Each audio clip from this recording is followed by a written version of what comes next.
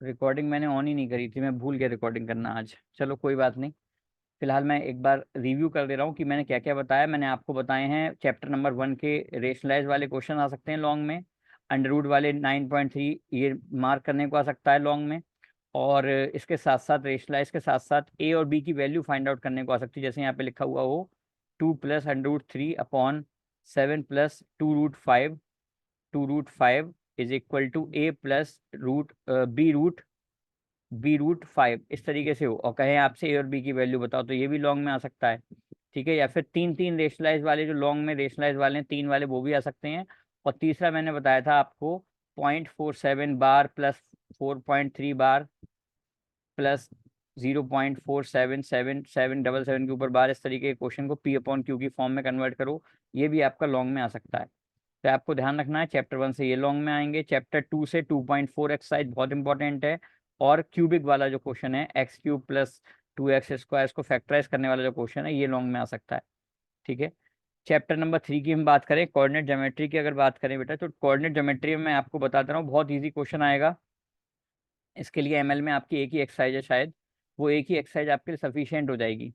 ठीक है, एक एक्सरसाइज है, और इसके बाद आपको इस टाइप का क्वेश्चन जरूर मिल सकता है, इस टाइप का, जैसे ये यहाँ पर एक मान लो ग्राफ बना हुआ है, इस टाइप से यहाँ पर एक ग्राफ बना हुआ हो सकता है ऐसा, और यहाँ पे दे देंगे आपको कि 1 2 2 3, 1 2 3 4, यहाँ पे दे देंगे 1 2 3, यहाँ पे भी दे सकते हैं 1 2 3। अब मान लो ये पॉइंट है यहाँ पर, इस पॉइंट के वो कहेंगे आपसे एब्सिसा बताओ, ठीक है, या कोऑर्डिनेट बताओ, ठीक है, या फिर डिस्टेंस बताओ इस पॉइंट की एक्स एक्सिस से। तो ध्यान रखना, कोई भी डाउट नहीं रहना चाहिए, इस पॉइंट की एक्स एक्सिस से डिस्टेंस, एक्स एक्सिस का मतलब हो गया ये एक्सिस, एक्स एक्सिस तो ये वाली एक्सिस है ना, हॉरिजॉन्टली वाली ये वाली एक्सिस है आपकी, वाई एक्सिस ये वाली है, तो इससे डिस्टेंस कितनी है, एक बॉक्स ऊपर, एक डिब्बा ऊपर है ये, तो 1 यूनिट, कितनी डिस्टेंस लिखोगे 1 unit, distance from X axis 1 unit, Y axis से कितनी डिस्टेंस है इसकी, एक बॉक्स, एक बॉक्स और दूसरा बॉक्स, तो कितने यूनिट, 2 यूनिट। तो वाई एक्सेस से इस पॉइंट की यूनिट 2 यूनिट है, और एक्स एक्सेस से इस पॉइंट की 1 यूनिट है। इस पॉइंट के कोऑर्डिनेट क्या होंगे, इस पॉइंट के कोऑर्डिनेट होंगे एक्स एक्सेस पे है माइनस में, तो -2, क्योंकि एक्स एक्सेस पे माइनस के साइड में -2 है, देखो इधर की साइड माइनस होता है एक्स एक्सेस में, और कितने बॉक्स हैं, 2, तो -2। और वाई एक्सेस पे इस पॉइंट पे कितने बॉक्स हैं ऊपर की तरफ, एक, तो इसलिए हो जाएगा -2, 1। इस पॉइंट के कोऑर्डिनेट क्या हो जाएंगे, -2, 1।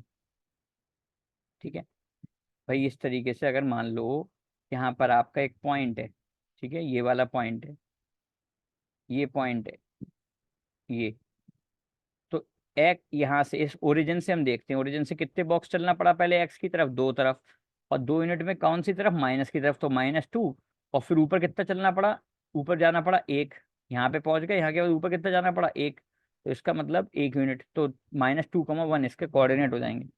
एब्सिसा पूछे, मैंने आपको बता रखा है, एब्सिसा होता है पहला वाला, और ऑर्डिनेट होता है दूसरा वाला, दोनों को मिला के हम बोलते हैं कोऑर्डिनेट। कोऑर्डिनेट, पहला होता है एब्सिसा और दूसरा होता है ऑर्डिनेट। ठीक है, एब्सिसा और ऑर्डिनेट, ऑर्डिनेट, ठीक है, ये ध्यान रखना है आपको। ठीक है बेटा, फिर आ जाते हैं हम, इसमें से हमें जनरली यही क्वेश्चन में देखने को मिलेगा। उसके बाद मिरर इमेज पूछ सकता है इसमें आपसे, मिरर, मिरर इमेज। तो मिरर इमेज के लिए क्या करना है आपको, मिरर इमेज के लिए ये आपने लाइन ड्रॉ कर ली, मान लो सपोज दैट कोई पॉइंट यहाँ पर है, वो कहेंगे वाई एक्सिस के अलोंग इसकी मिरर इमेज क्या बनेगी। मिरर का मतलब होता है इसको आपने घुमा दिया, रोटेट कर दिया, तो रोटेट करने का मतलब ये पॉइंट उठ के यहाँ से यहाँ आ जाएगा, इस जगह पर आ जाएगा। यानी कि बस क्या होगा, जब वाई एक्सिस के अलोंग घुमाओगे तो उसका एक्स का जो सिंबल होगा वो चेंज हो जाएगा, एक्स का जो सिंबल होगा वो चेंज हो जाएगा, मतलब अगर एक्स इधर पॉजिटिव है तो वो नेगेटिव हो जाएगा उधर जाके, है ना। और अगर ये पॉइंट मान लो यहाँ पर है, कोई पॉइंट सपोज दैट यहाँ पर है, कोई पॉइंट सपोज दैट यहाँ पर है इस जगह पर, और इसको हम वाई एक्स एक्सिस के अलोंग घुमा रहे हैं, एक्स एक्सिस का मतलब हो गया इस वाली एक्सिस के अलोंग, तो वो पॉइंट उठ के यहाँ से यहाँ आ जाएगा, है ना, यहाँ आ जाएगा, जाहिर सी बात है मिरर इमेज में। तो मिरर इमेज में आपसे पूछ सकता है मिरर पॉइंट क्या होंगे, मिरर कोऑर्डिनेट पूछ सकता है, इसको बोलते हैं मिरर कोऑर्डिनेट, मिरर कोऑर्डिनेट। ठीक है, तो मिरर कोऑर्डिनेट अगर आपसे पूछे तो आप बता दोगे कि इसका मिरर कोऑर्डिनेट क्या हो जाएगा कि अगर, लेकिन आपको दे रखा होगा कि किस एक्सिस के अलोंग पूछ रहा है। अगर आपसे एक्स एक्सिस के अलोंग पूछ रहा है मिरर कोऑर्डिनेट, तो ऐसे घुमाओगे इसको। अगर आपसे वाई एक्सिस के अलोंग पूछ रहा है तो आप इसको ऐसे घुमाओगे, इधर ले जाओगे इस पॉइंट को। यानी कि जब एक्स एक्सिस के अलोंग घुमाएंगे तो वाई वाला साइन चेंज हो जाएगा। देखो अभी वाई ऊपर, ऊपर की तरफ वाई किस में होता है, प्लस में होता है, और नीचे वाई किस में होता है, माइनस में होता है। तो साइन चेंज हो गया नहीं हो गया जब एक्स एक्सिस के अलोंग घुमाया हमने तो। जब वाई एक्सिस के अलोंग घुमाएंगे तो यहाँ पर एक्स इधर की साइड में प्लस में है, और इधर जाएंगे तो वाई एक्सिस के अलोंग नेगेटिव हो जाएगा। तो इसीलिए आपको ध्यान रखना है कि कौन सी एक्सिस के अलोंग घूम रहा है वो। अगर एक्स एक्सिस के अलोंग घूम रहा है तो भी साइन चेंज होगा, तो कौन सा साइन चेंज होगा, तो साइन चेंज होगा वाई वाला। अगर एक्स एक्सिस के अलोंग घूम रहा है तो साइन चेंज हो जाएगा, वाई कोऑर्डिनेट चेंज हो जाएगा, वाई वाला जो कोऑर्डिनेट होगा वो चेंज हो जाएगा। ठीक है, साइन इसका, इस वाई कोऑर्डिनेट का साइन जो होगा वो चेंज हो जाएगा, प्लस का होगा तो माइनस का, माइनस का होगा तो प्लस का। और अगर एक्स वाला है, अगर वाई एक्सिस के अलोंग घुमा रहे हो तुम इस एक्सिस के अलोंग घुमा रहे हो, वाई एक्सिस के अलोंग, यहाँ पे वाई एक्सिस के अलोंग घुमा रहे हो अगर, तो उस कंडीशन में एक्स एक्सिस वाला चेंज हो जाएगा। ठीक है, साइन कौन सा चेंज हो जाएगा, एक्स एक्सिस वाला साइन चेंज हो जाएगा। एक्स एक्सिस वाला इधर प्लस था, अब इधर माइनस हो गया। ठीक है, तो यही सब क्वेश्चन है। डिस्टेंस पूछ लेगा तुमसे, और क्या कहते हैं, पॉइंट के कोऑर्डिनेट पूछ लेगा, यही सब पूछ लेगा बेटा। ठीक है, कोऑर्डिनेट ज्योमेट्री से मैं फिर बता दूं, लॉन्ग या केस स्टडी जरूर आएगी, जरूर जरूर आएगी, ये ध्यान रखना। बहुत इजी आएगी, बहुत, उससे करना, आराम से करना सॉल्व उसको, बहुत इजी आएगी। ठीक है, फिर मैं बात करूं, क्वाड्रेंट पूछेगा आपसे कि किस क्वाड्रेंट में लाई कर रहे हैं, कौन कौन से पॉइंट किस क्वाड्रेंट में लाई कर रहे हैं। तो आपको ध्यान रखना है, ओरिजिन पे होता है 0,0, बाकी एक प्लस है, एक माइनस है। तो ये आपको पता है, प्लस पहले में, दोनों प्लस प्लस होते हैं, पहले में दोनों प्लस प्लस होते हैं, दूसरे में दोनों माइनस प्लस होते हैं, तीसरे में एक्स माइनस हो जाता है, वाई भी माइनस हो जाता है, चौथे में एक्स प्लस रहता है, वाई माइनस रहता है। इस तरीके से इनके साइन रहते हैं, ये आपको पता है। ये पहला क्वाड्रेंट है, ये दूसरा क्वाड्रेंट है, तीसरा है, चौथा, ये आपको बहुत क्लियरली पता है बेटा। ठीक है, अगर आपसे कहे कि ये पॉइंट कहाँ लाई करेगा, 2,0, तो आपको ध्यान रखना है, अगर वाई 0 है, ये वाई है, पहले एक्स लिखते हैं, आपको पता है पहले एक्स लिखा जाता है फिर वाई लिखा जाता है, तो ये वाई है। ये अगर 0 है, वाई वाला 0 है, तो उस कंडीशन में ये लाई करता है एक्स एक्सिस पर। कहाँ पर लाई करता है, एक्स एक्सिस पर। वाई कोऑर्डिनेट एक्स एक्सिस पर 0 हो जाता है। और अगर 0,0,-5 लिख दें, या 0,7 लिख दें, या 0,5 लिख दें, बात एक ही है।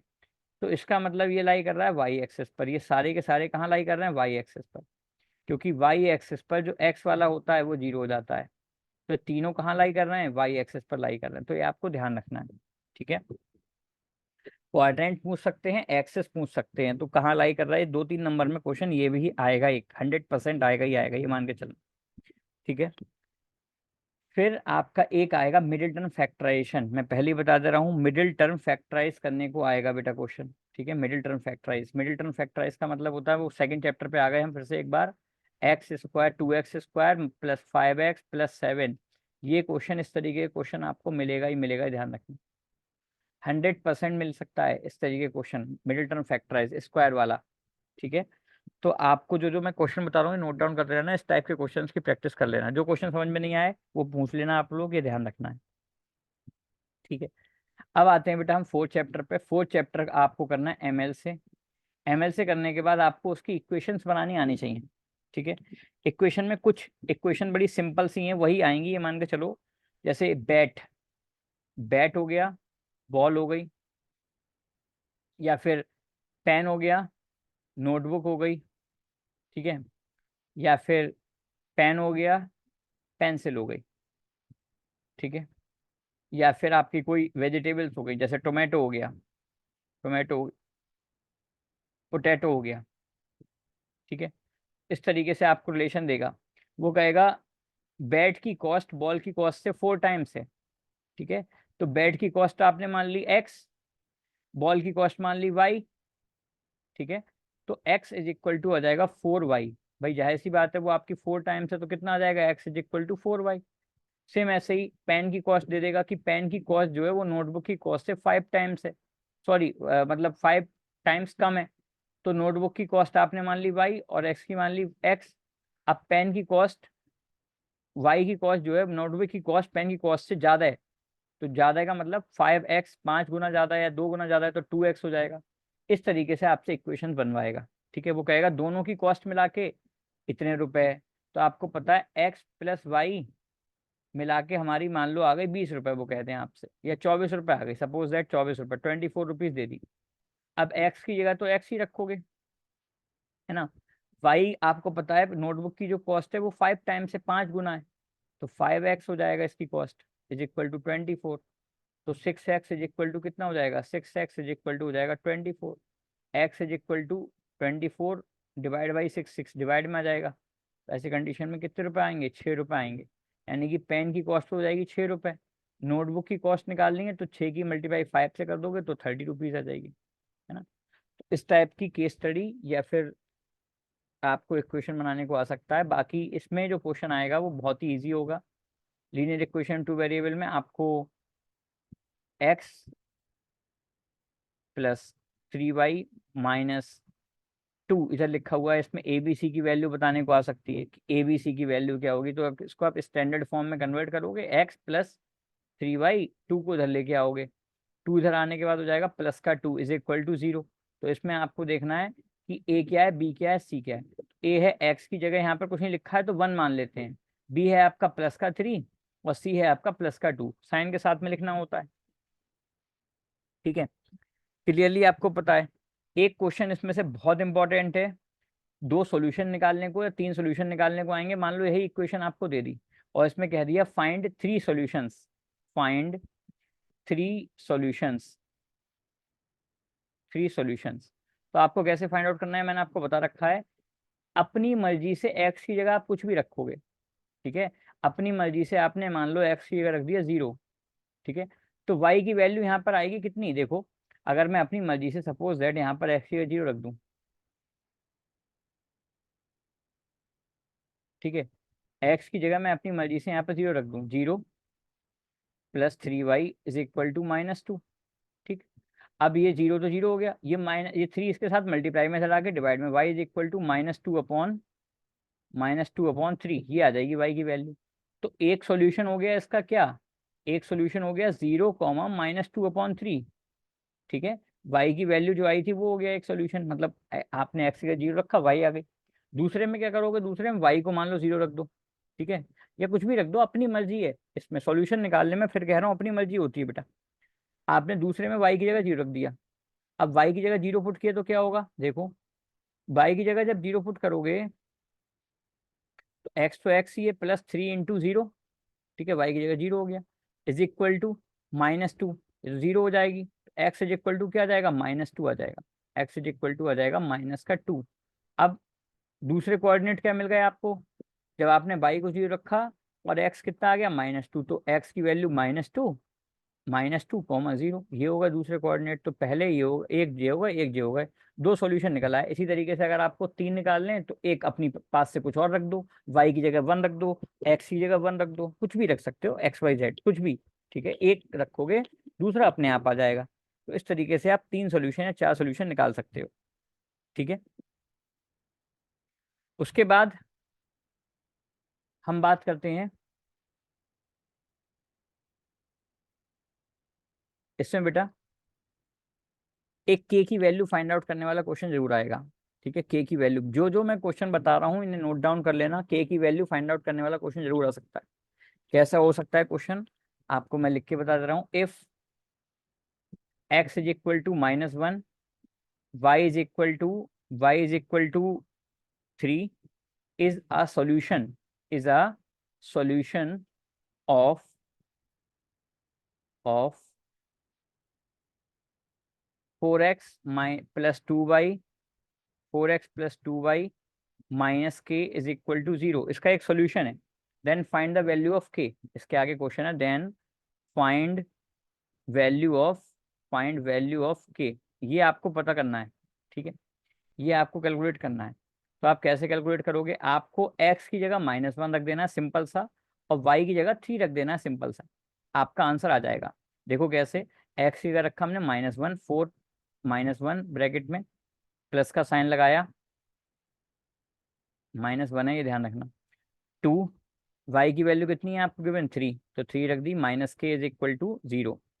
अब 4 की मल्टीप्लाई -1 से तो माइनस का 4, इसकी मल्टीप्लाई इससे 3 से तो प्लस का 6, 2 3 जा 6, माइनस का के इज इक्वल टू 0। दोनों को उधर ले जाओ, के को केवल अकेला छोड़ दो, या फिर के को उधर ले जाओ, के हमें चाहिए पॉजिटिव में। देखो जिसकी वैल्यू हमें निकालनी होती है ना वो हमें पॉजिटिव में रखना होता है। के अभी किस में है बेटा, नेगेटिव में है, तो के को आप उधर ले जाओ, के आ जाएगा पॉजिटिव में।